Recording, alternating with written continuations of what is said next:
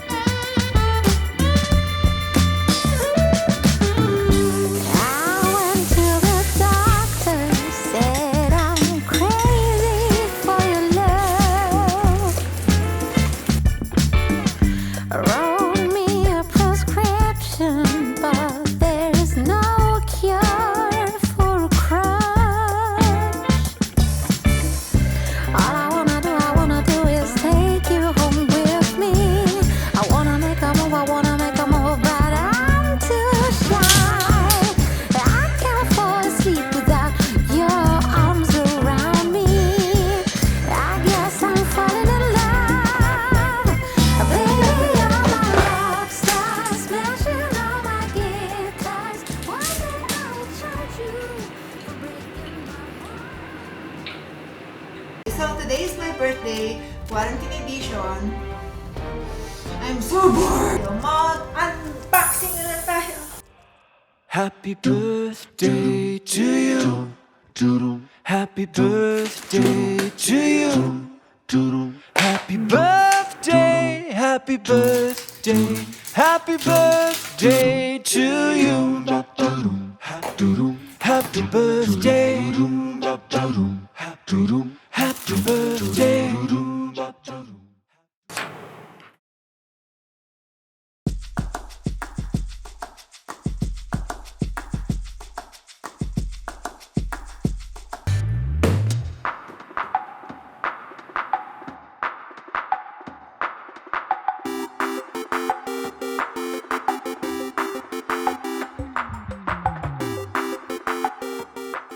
So, bakit ko siya binili pandemic?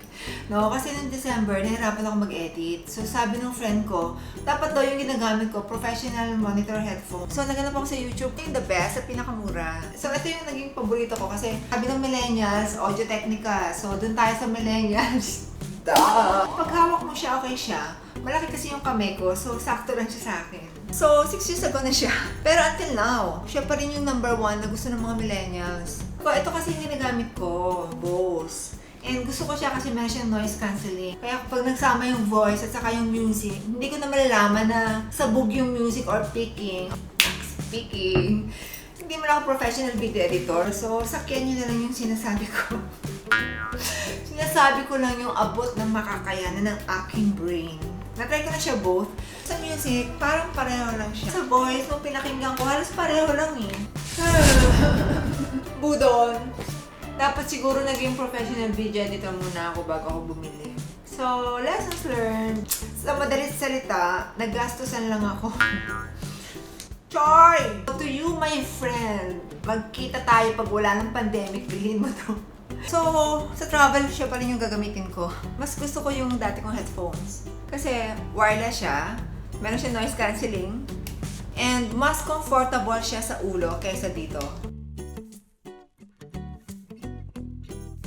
Sa materials kasi mas okay si Bose. Eh, mas mahal naman siya ng 5,000 pesos. Si Audio Technica kasi mga nasa 10,000. Pinakamura mong mabibili sa Pilipinas siguro mga 9,000. Na Kool or Budol ba ako? Pareho siya ng quality. Pinagkaiba lang niya, meron siyang noise cancelling. Siya wala. Pero kung sa output ng sounds yung hahanapin mo, mura na siya. Manarecommend ko siya sa price niya. Para sa nagsistart na mag-video editing. Kasi ang forma din niya pagsuot mo. Ang lakas, mga professional. Pero kung meron kayong old headphones, especially like this one, huwag muna kayong bumili kasi sayang yung money. Matuto kayo sa experience ko. So that's all for this cute boy. We gonna take it, gonna take it, gonna take it, gonna take it, gonna take it, gonna take it, gonna take it. Next!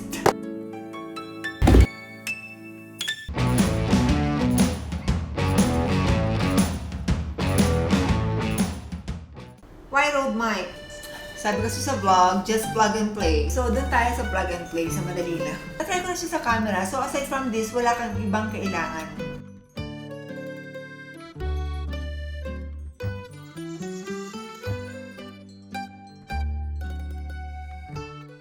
Plug and play lang talaga kasi nilagay ko lang to, TRS cable. So, connect mo lang siya sa receiver. Tapos ito naman, lagay mo lang sa camera, sa microphone. Tapos si transmitter sa shirt. Pero lousy. Galaw-galaw siya. Mas umaalog pa siya kaysa dun sa... Alam mo na! Bakit siya umaalog? Buti pa si Rode, may paalog. Lola, wala. Yung iba, nakikita ko ganito. Pero parang pangit. Sometimes, ganito na siya, hindi ko pa alam. Kasi ang heavy niya. Pag naka-t-shirt ka, parang hinihila ka niya pababa. Parang, wait lang, Rode mic!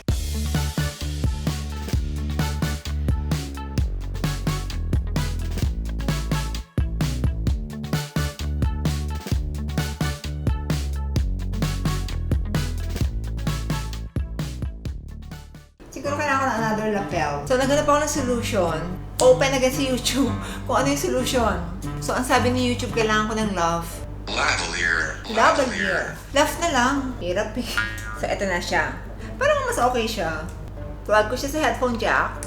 Clip here. So, clip mo lang siya kahit saan. O, diba? Mas okay siya. Hello, sis. Para sa mga nagbabagang balita, sobrang bored na ako sa quarantine.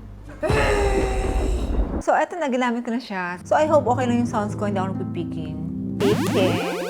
O, diba? Professional. Hirap mag-review, ah. Unboxing na lang tayo. Unboxing na lang. So, eto na. Gusto ko siyang gamitin sa iPhone. Ang problema, hindi naman pala siya pwedeng ito. Diretso siya sa iPhone. Where's my iPhone? Where is my iPhone? So, eto na. Gusto ko siyang itry sa iPhone. Wala naman pala siyang shushutan.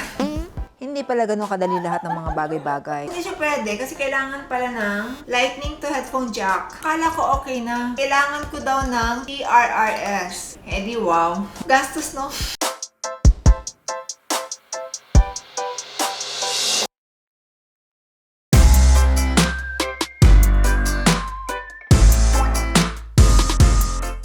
So, akala nyo tapos yung problema ko? Hindi. Kasi nga super tamad ako. So, nag-YouTube ako ulit kung ano yung mic na sa camera lang na wala nang ganito. 1, 2, 3. Ang daming kinakabit. So, doon ko nakalala si Video Micro. Ito yung ginagamit ko kanina. Pag tinatamad lang mag-setup, ito na lang yung gagamitin ko. So, that's the end of the story of this brand.